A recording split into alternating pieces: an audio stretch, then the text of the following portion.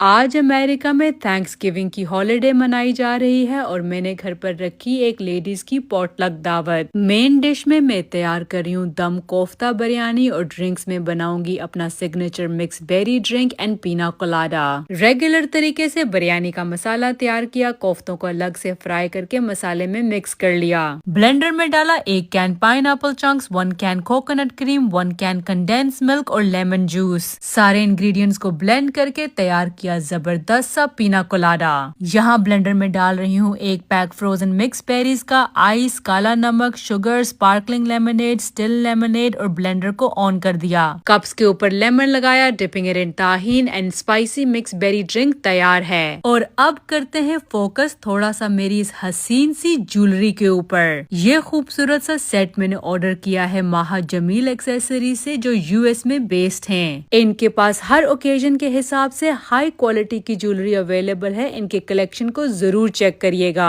मेरी तो इस सेट से नजरें नहीं हट रही। आपको कैसा लगा मुझे कमेंट्स में जरूर बताइएगा।